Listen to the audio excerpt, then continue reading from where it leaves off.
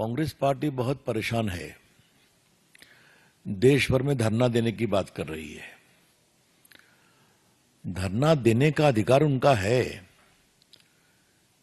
लेकिन जमीन और फंड लूटने का अधिकार नहीं है उनका। On behalf of the BJP, I wish to clarify at the very outset that though Congress party surely has got the power to and the right to offer dharnas, but it does not extend to misappropriating public property given by the government to National Herald. ये समझना बहुत जरूरी है। मित्रों, आज थोड़ा recall value जरूरी है। नेशनल हेराल्ड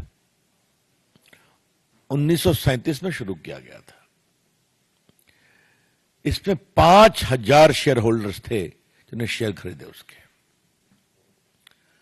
तो ये नेहरू खानदान की जागीर कभी नहीं रही है। इस बात को समझना बहुत जरूरी है। और बड़े बड़े लोग जो फ्रीडम फाइटर थे, जो बाद में कांग्रेस के बड़े नेता भी बने, मुख्यमंत्री वगैरह बने, ये सबों ने उसमें सहयोग किया। 2008 में नेशनल हेराल्ड का पब्लिकेशन बंद हो गया क्योंकि वो चल नहीं पाया। उसके बाद कांग्रेस पार्टी ने नेशनल हेराल्ड को 90 करोड़ रुपया दिया था, एसोसिएटेड जर्नल लिमिटेड जो इसको पब्लिश करते थे। ये जानना जरूरी है कि कांग्रेस पार्टी एक पॉलिटिकल पार्टी है।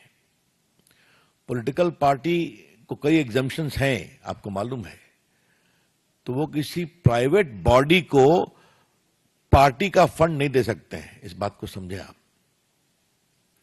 That is purely prohibited. दिया उनकी बात है, घर की कंपनी थी। अब उसके बाद उसने कहा आपका लोन हम दे नहीं सकते। तो दे नहीं सकते तो एक बड़े इंटरेस्टिंग तरीके से एक कॉरपोरेट षड्यंत्र किया गया, कैसे ये पूरी संपत्ति आ जाए परिवार के हाथ में। तो जो एक कंपनी बनाई गई यंग इंडिया कर करके,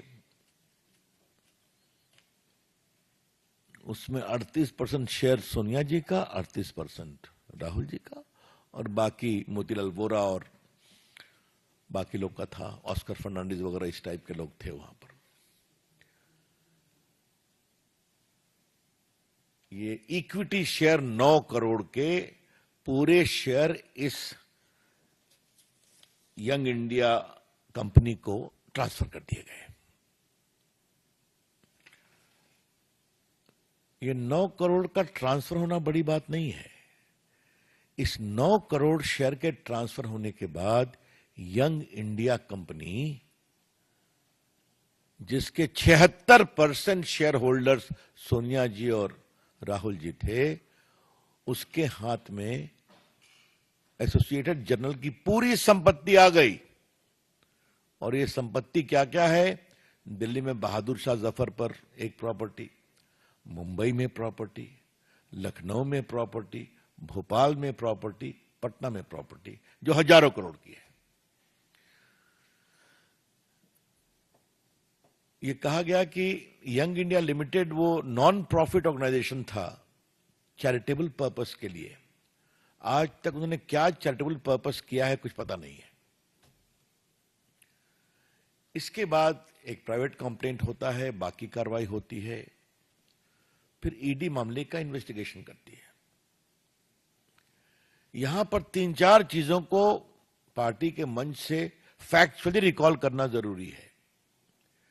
ईडी ने कांग्रेस के वर्तमान अध्यक्ष मोतीलाल खरगे को भी इंट्रोगेट किया था, क्योंकि वही एकमात्र थे एम्प्लॉय, मोतीलाल वोरा, सॉरी। तो ये इस बात को समझना चाहिए कि वही एक एम्प्लॉय थे, अब तो नहीं रहे। Thank you Sanjay. उसके बाद पवन बंसल थे, उनको इंट्रोगेट किया। फिर सोनिया जी और राहुल गांधी को भी इंट्रोगेट किया। कई घंटों तक। स्वाभाविक कोई जवाब नहीं था। और ये जो 90 करोड़ बकाया था, इसका हिसाब क्या किया जाएगा? तो 50 लाख रुपया दे दिया गया स्टेट जनरल को और सारा लोन राइट ऑफ हो गया नेशनल हेराल्ड को प्रकाशित करने वाली कंपनी का।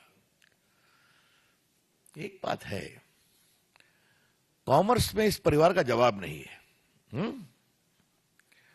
50 लाख में 90 करोड़ की संपत्ति प्राप्त कर लेना, 90 करोड़ राइट ऑफ कर देना और हजारों करोड़ की संपत्ति का मालिकाना हक प्राप्त कर लेना। और दूसरे एक सदस्य जो मेंबर हैं 3 करोड़ में जमीन खरीदते हैं हरियाणा में और कमर्शियल यूज हो जाता है और 58 करोड़ रुपए में बेच देते हैं। तो ये तो इस देश को सीखना चाहिए कि ये जो गांधी मॉडल ऑफ डेवलपमेंट है, इसलिए मैं इसको गांधी मॉडल ऑफ डेवलपमेंट कह रहा हूं। गांधी जी नहीं, Gandhi model of development. Be very clear about it.